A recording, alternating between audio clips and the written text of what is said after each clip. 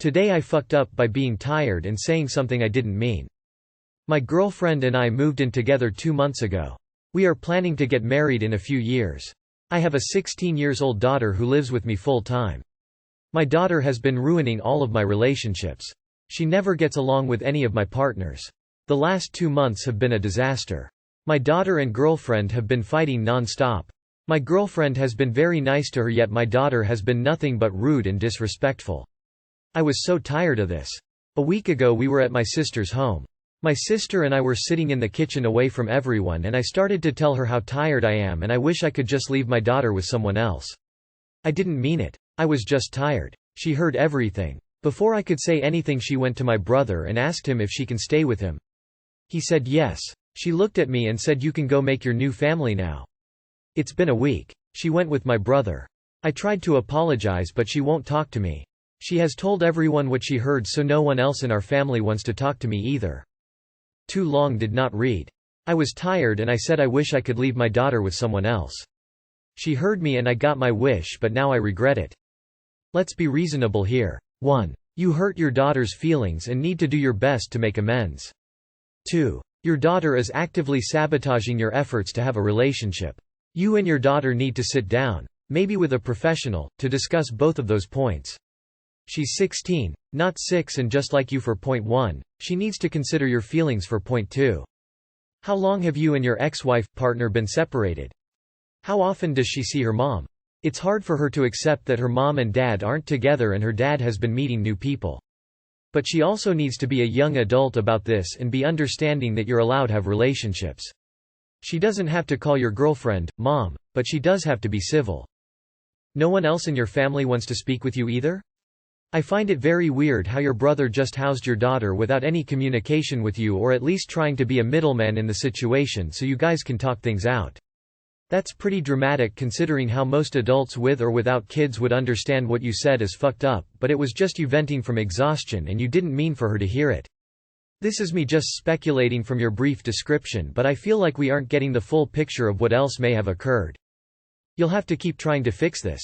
I'm sure you realize how hurtful that was, so just be prepared to put in the time needed to win her trust. Can't be just with words, you'll need to back it up with actions. Therapy for the 3 of you. You, daughter and GF.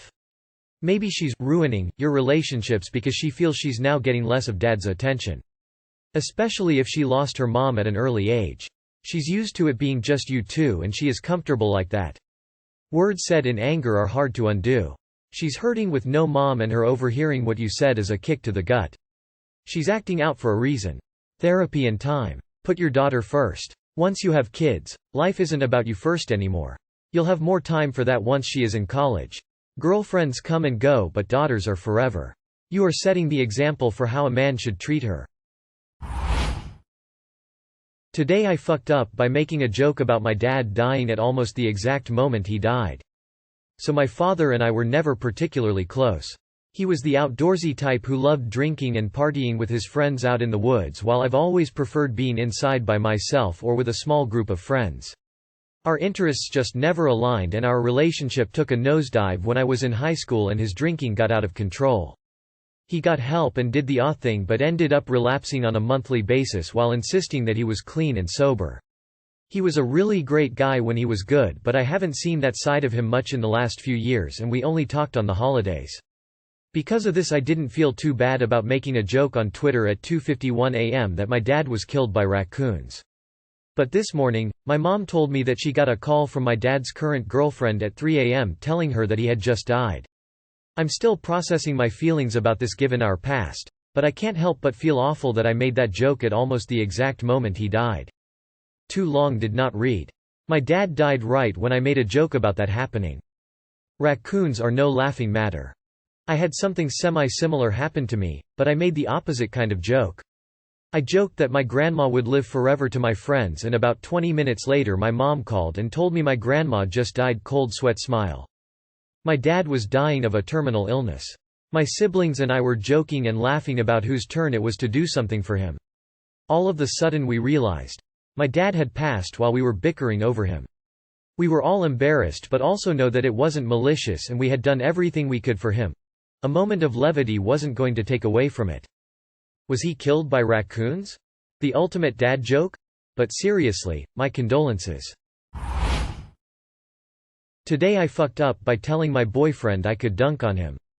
Okay, so I, F21, love my boyfriend, M23, but he has been quite obsessed with playing 2K recently.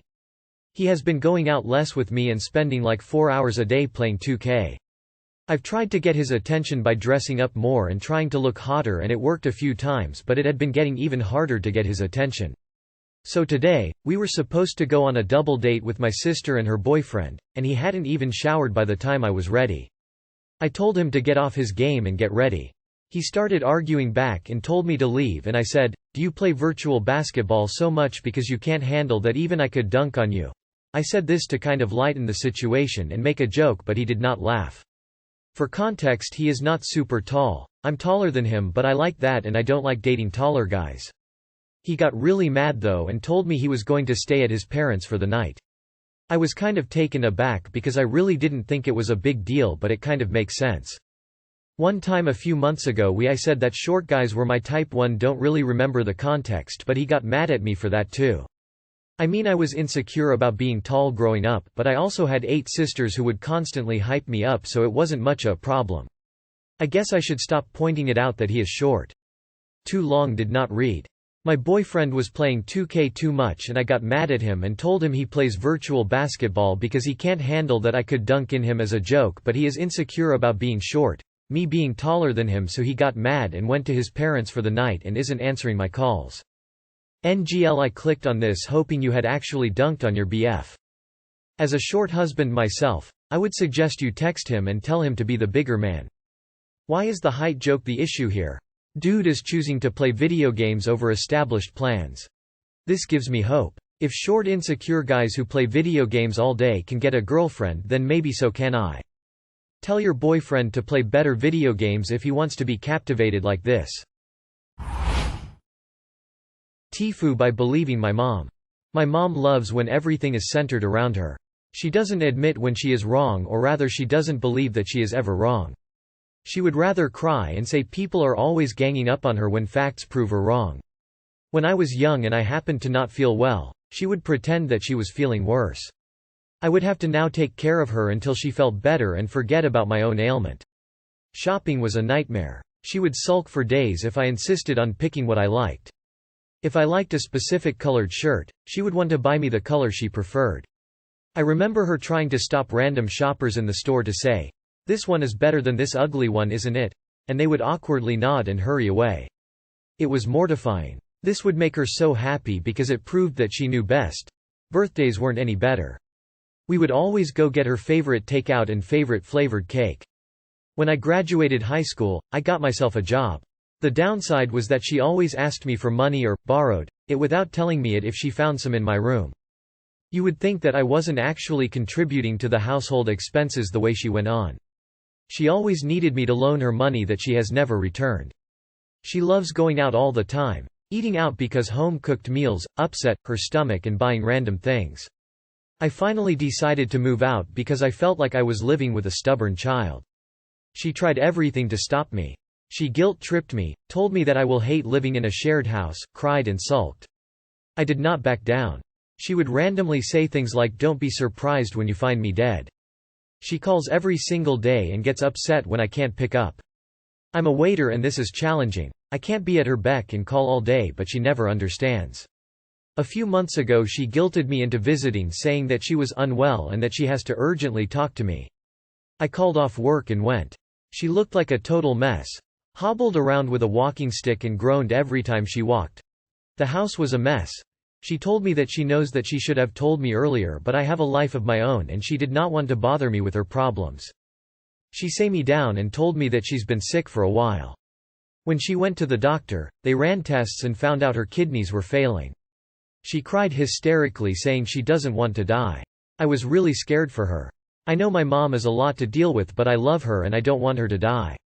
I reassured her that I will be there every step of the way. When I suggested moving back home so that she is not alone, she declined, saying that her boyfriend Jim regularly stayed over, so at least she wasn't totally alone while we figured things out. She was in too much pain to work, so I took up more shifts when I could and got a second job to be able to support her. I barely had time off, and when I did, I went to check up on her. I lost a lot of weight because my diet consisted of mainly ramen. Most of my earnings went to helping her. I had to buy her food, medication and everything else that she needed and wanted. I also had to support myself, pay my own bills. I started really considering going back home. It made more sense to at least be in one household. My mom was suddenly against it, so I dropped the subject.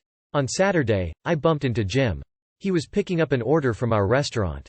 He asked me how I was and I told him that I'm not okay. I am barely functioning, but I'm mostly worried about my mom. She was always receiving bad news, always needing this and that. He acted very awkward and left. That very night I received a call from a number that I didn't recognize. It was Jim. I panicked thinking something happened to my mom, but he told me that he needed to tell me something. He felt too guilty after seeing how I looked, and he knew he had to tell me the truth or he wouldn't be able to live with himself. Apparently my sickly mom isn't sick at all. What happened was she was always late to work or wouldn't show up at all, so she got fired. When bills piled up, she came up with a plan to get me to help her indefinitely. She got a walking stick and pretended to be sick so her naive son could pay for her lifestyle. That day I visited her, she looked like a mess because she was hungover. They were drinking all night. He told me I could call her job to confirm that she got fired. The plan was to eventually make a miraculous recovery once she got another job, but she enjoyed it a bit too much, so she didn't even bother. When the call ended, he sent screenshots of their conversations. They would occasionally talk about the plan and its details, new ideas to be more convincing to me. That night my heart shattered into tiny little pieces. I decided to call her immediately, and she picked up while groaning in pain, and I told her to drop the act. Jim told me everything. She started by saying he is lying because she broke up with him. When I told her that he showed me the evidence and threatened to show people if she didn't tell me the truth, she confessed. She cried and told me that she had no choice because I wouldn't have taken care of her like I was supposed to. No one liked her at her work and she was sabotaged. She has been working all her life to raise me, and she feels like now it's my turn to take care of her. She wants to retire and enjoy her life. I couldn't believe what I was hearing, so I hung up on her and blocked her number. I can't believe I was so stupid given the type of person she has always been. I should have known better. She will never change. TL. Dr. TIFU by believing my mom when she told me that she was sick, but it turned out to be a lie. You didn't fuck up, your mum did. It sounds like she's mistreated you all your life and used you in your adult life. She has been manipulative, unkind and absolutely selfish. I think distancing yourself was the right move. I'm sorry that happened to you. It's up to you what to do. I personally would end the relationship. Edit. Just because she's your mother doesn't make you responsible for her. Especially if she is able. You have done nothing wrong, but believe and love your mother. She utterly abused your love and trust and is a deceitful, selfish excuse for a human being. Stay away. Do not get drawn back in by her, and I would bet my house she will try. Take care of yourself, and always remember this was all on her and not you. You're a good person to endure this for so long. Please go look up narcissist, that's your mother. Likely a fragile narcissist variant. Now that you know what's wrong with your mother, get on with your life. You should visit r. Raised by Narcissists. You might be able to find some support there.